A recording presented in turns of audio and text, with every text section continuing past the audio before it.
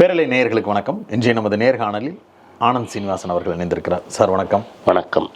தமிழ்நாட்டு அரசியல் களம் இன்னைக்கு திமுக சார்பாக நீட் எதிர்ப்பு போராட்டம். ராகுல் பார்லிமெண்ட்லேயே நீட் எதிர்ப்பு குறித்து ஒரு நாள் இதுக்காகவே முழு விவாதம் நடக்கணும் அப்படிங்கிறத கேட்குறாரு. அதோடு சேர்த்து இது குறித்து விவாதிப்பதற்கு நீங்கள் யார் வந்தாலும் நான் தயாராக இருக்கிறேன், நம்ம விவாதிக்கலாம் அப்படின்னு சண்டைக்கு வாங்க அப்படின்ற லெவலுக்கு தான் நான் கடிதம் எழுதியிருக்கிறேன். கடிதமே சண்டையே இல்லை. நான் என்ன கேட்குறேன், ஆர்குமெண்ட்டு இல்லையே. மக்கள் 24 லட்சம் குழந்தைங்க எழுதியிருக்காங்க. அந்த 24 லட்சம் குழந்தைங்களுக்கு நியாயம் பேசுவோம், 2 பேரும் சேர்ந்து பேசி ஒரு தீர்வு கொண்டு வருவோம். யார் பண்ணாங்க? ஜேடியூவில் இருக்கிற பிஜேபியில் இருக்கிறவங்க பண்ணாங்க, அவங்கள எக்ஸ்போஸ் பண்ணுவோம்னு சொல்கிறாங்க. ஓகே, அதில் என்ன தப்பு இருக்குது? ரைட்டு. அந்த கோரிக்கை ஒன்று ராகுல் தரப்புலேருந்து வருது. திமுக தரப்புலேருந்து இன்றைக்கி ஆர்ப்பாட்டம் நடக்குது. நடிகர் விஜய் இன்னைக்கு அவருடைய கல்வி உதவி வழங்கும் அந்த நிகழ்வில் பேசுகிறாரு. நீட்டுக்கு எதிராக தன்னுடைய மிக காத்திரமான எதிர்வினைகளை பதிவு செய்கிறார். இது மாநில உரிமைகளை பறிக்கிறதுங்கிற லெவலில் இருந்து நீட்டுக்கு எதிரான பல்வேறு விஷயங்களை கன்கரண்ட் லிஸ்ட்டு, மாநில பட்டியலில் கல்வி கொண்டு வந்து சேர்க்கப்படணும் அப்படிங்கிறது வரைக்கும் பேசியிருக்கிறாரு. காங்கிரஸ் சார்பாக இதை எப்படி பார்க்குறீங்க? விஜயனுடைய இது தமிழ்நாட்டில் அரசியல் பண்ணணும்னு நினச்சாருன்னா இப்படி தான் பேசணும், வேற எப்படி பேச முடியும்?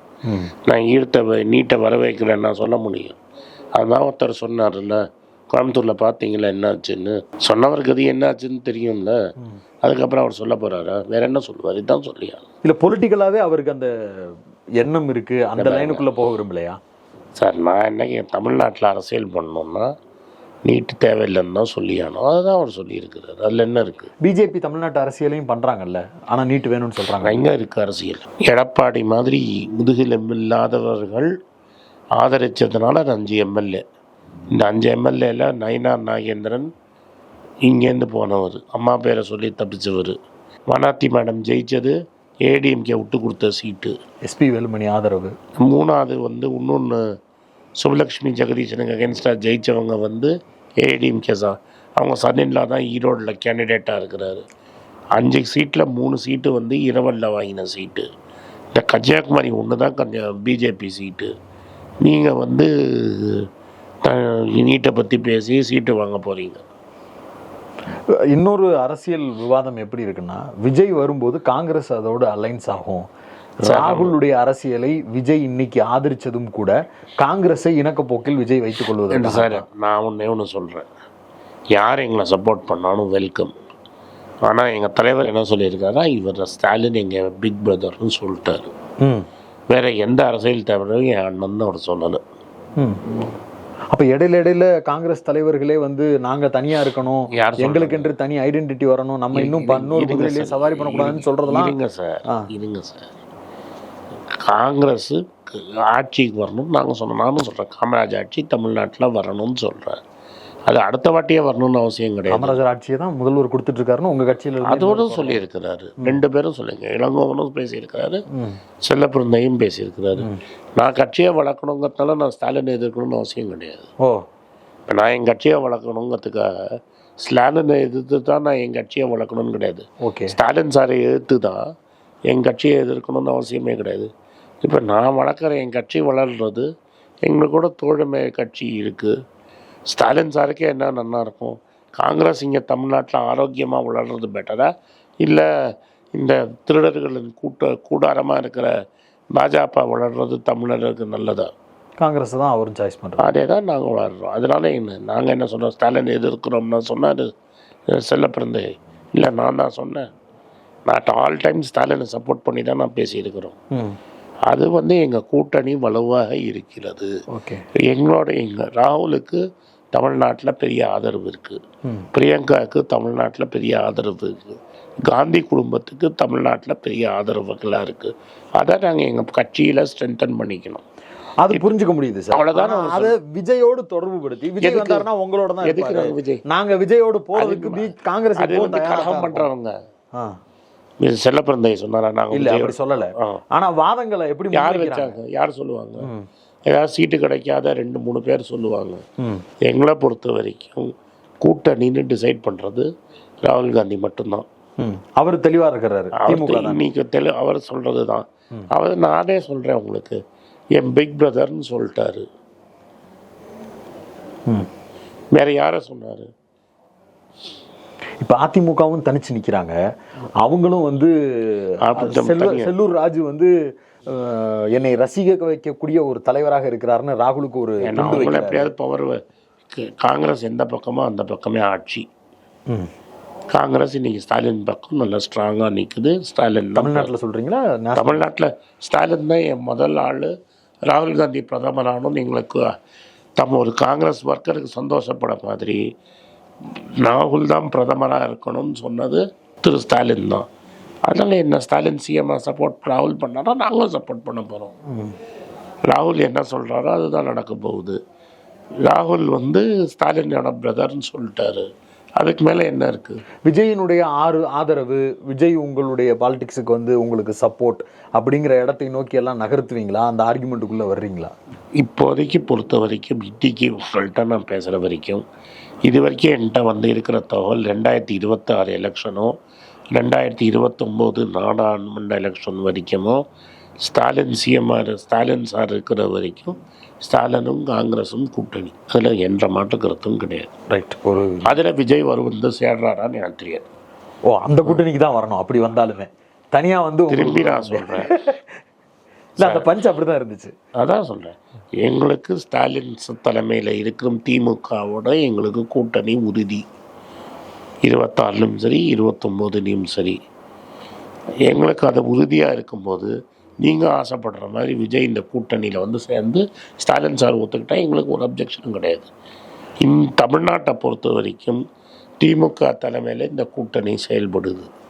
திமுகவுக்கு விஜயை சேர்த்துக்கணும்னு தோணிச்சா அது திமுகவோட முடிவு. எங்கள் கட்சியை தலைப்பிறந்தை சொன்ன மாதிரி நாங்கள் வலுவாக்குவோம். ராகுல் காந்திக்கும் பிரியங்கா காந்திக்கும் நல்ல சப்போர்ட் இருக்குது. ஊராக போவோம், பேசுவோம், மக்களை சேர்ப்போம், சமத்துவத்தை பேசுவோம், ஜாதி எண்ணிக்கை வேணுமோ, எல்லா ஜாதிக்கும் எவ்வளோ மக்கள் இருக்காங்களோ அவ்வளோ ரெப்ரசன்டேஷன் வேணும்னு கேட்போம். இதில் தப்பே கிடையாது. இதுதான் எங்களோடது. ஒரு மியூச்சுவல் அண்டர்ஸ்டாண்டிங்கை புரிஞ்சுக்க முடியுது. நீங்கள் வந்து இங்கே ஸ்டாலின் தலைமைன்னு ஏற்றுக்கிட்டீங்க. ஒட்டுமொத்த இந்தியாவிலையும் காங்கிரஸ் தலைமையிலான கூட்டணி அப்படிங்கிறத ஸ்டாலின் ஒத்துக்கிறாரு. அப்புறம் எங்களுக்குள்ளே என்ன வரும்? எங்களுக்கு வேற என்ன? எங்கள் பார்ட்டியை நாங்கள் ஸ்ட்ரென்தன் பண்ண போகிறோம். 10 சீட்டுக்கு பதில் 12 சீட்டு கொடுங்கன்னு கேட்கணும். அது போதுமா? ஸ்ட்ரென்தன் பண்ணிட முடியுமா? பண்ண முடியும். ஏன் பண்ண முடியாது? ஏன் பண்ண முடியாது? தனியாக நின்னா அது ஒரு வெயிட்டேஜில் நீங்கள் பல இடங்கள்லையும் போய் பிரச்சாரம் பண்ண முடியும். பலரையும் பொறுப்பாளர்களாக போட முடியும். இன்றைக்கி நாளைக்கு என்ன வந்து மக்கள் ஏற்றுக்கிறாங்க. என்ன நான் எங்கே போனாலும் மக்கள் என்ன ஆசையாக தான் பேசுகிறாங்க. எனக்கு ராகுல் காந்தியை நேராக தெரியாது. ஆனால் மக்கள் என்ன நினைக்கிறாங்க, எனக்கு ராகுல் காந்தி தெரியுமான்னு நினச்சிக்கிட்டு அவர் நல்லா இருக்கிறாரா? கட்டம் நம்ம மனசு எப்படி இருக்குது? இப்போ எலெக்ஷனுக்கு முன்னாடி சொன்னதை வீடு போயிடுச்சுன்னு பயப்பட வேண்டாம், நாங்கள்லாம் கூட இருக்கிறோம், மக்கள் வந்து என்கிட்ட சொல்கிறாங்க.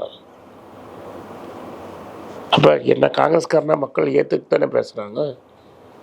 இது வரைக்கும் என்னை யாரும் திட்டியோ தேர பார்க்கறச்சையோ எதையோ பேசினதே கிடையாது. கட்சி ரீதியாக பேசியிருக்கிறாங்க, அது வேறு விஷயம். பட் என்னை நேராக எதிர்க்கிற ஆப்போசிட் சப்போர்ட்டர் கூட என்னோட அன்பாக தான் பேசியிருக்கிறார். காங்கிரஸுங்கிறது அன்பு ஐடியா ஆஃப் இந்தியா தான் காங்கிரஸ். அதை நாங்கள் கட்சியை ஸ்ட்ரென்தன் பண்ணுறோம். உடனே நான் தனியாக போகிறேன்னா கூட்டணி நிற்கிறியா, அதெல்லாம் கிடையாது. ஏதாவது கூட்டணியில் 5 சீட்டு 10 சீட்டு கேட்கலாம். அது டெஃபினட்டாக அது 2 பேரும் பேசி தான் முடிவு பண்ண போகிறாங்க. யார்? காங்கிரஸும் திமுகவும் பேசி தான் முடிவு பண்ண போகிறாங்க. லோக்கலில் அவங்க சைடில் 2 லீடர் எங்களை திமுக வந்து பல பேர் இந்த எலெக்ஷனுக்கு முன்னாடி காங்கிரஸுக்கு 2 சீட்டு 3 சீட்டுன்னு பேசினதும் நீங்களும் கேட்டிருக்கீங்கன்ட்டு. அதை எங்களை அவமானப்படுத்தலை. 2 பேரும் பேசி இன்ஃபேக்ட் ஊடகத்தில் யாருமே காங்கிரஸுக்கு 10 சீட்டு வரும்னு சொல்லலை. 8க்கு கீழே தான் நின்னாங்க. நானே எங்களுக்கு 10 சீட்டு கொடுக்கறத கொடுத்தாரு. இன்ஃபேக்ட் நிறைய பேர் கரூர் வராதுன்னு சொன்னாங்க, கரூரையும் கொடுத்தாரு. இதுக்கு மேலே என்ன சார் வேணும்? நல்ல ரிலேஷன்ஷிப்புக்கு, ஆரோக்கியமான ரிலேஷன்ஷிப்புக்கு இதுக்கு மேலே என்ன வேணும்? நெருப்பு இல்லாமல் புகையாது அப்படின்லாம் கிளப்புறாங்க. அதுக்காக அதை நானும் சொல்கிறேங்க. இன்ஃபேக்ட் ஸ்டாலின் என்ன சொன்னார், நீங்கள் மற்ற வேலையை பாருங்கள், தமிழ்நாட்டை நான் பார்த்துக்கிறேன்னு. ஸ்டாலின் சார் சப்போர்ட் இல்லைன்னா டெஃபினட்டாக நாங்கள் இவ்வளோ ஜெயிச்சிருக்கவே முடியாது. ஏன்னா எங்களோட பேங்க் அக்கௌண்ட் வரைக்கும் எல்லாம் முடக்கி இருந்தது. ஒரு நாளைக்கு கூட 8 ஹவர் கூட கேம்பெயின் வரல ராகுல் காந்தி. இருந்தாலும் இன்னைக்கு 10 சீட்டு ஜெயிச்சிருக்கிறோன்னா அவங்க கொடுத்த சப்போர்ட்டு தான். அதை நாங்கள் ஒத்துட்டு தானே ஆகணும்.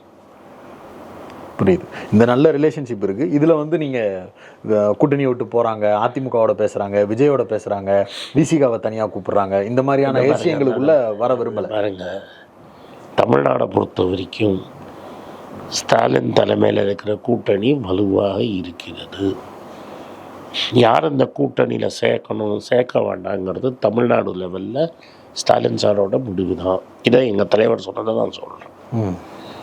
எங்களுக்கு எவ்வளோ சீட்டு வாங்கணுங்கிறத ராகுல் காந்தி சாரும் ஸ்டாலின் சாரும் பேசி டிசைட் பண்ணிப்பாங்க. அண்ணன் தம்பி பேசி முடிவு எடுத்துக்கிறோம். அவ்வளோதான். அண்ணன் தம்பி வரவில் பேசி முடிவு எடுத்துக்கிறாங்க. அவ்வளோதானே தவிர இதில் திமுககாரங்க சொல்கிறதையும் இப்போ சீரியஸாக எடுத்துக்காதீங்க. என்ன மாதிரி காங்கிரஸ்காரன் ஏதாவது நான் தப்பாக சொன்னாலும் சீரியஸாக எடுத்துக்காதீங்க. ரைட்.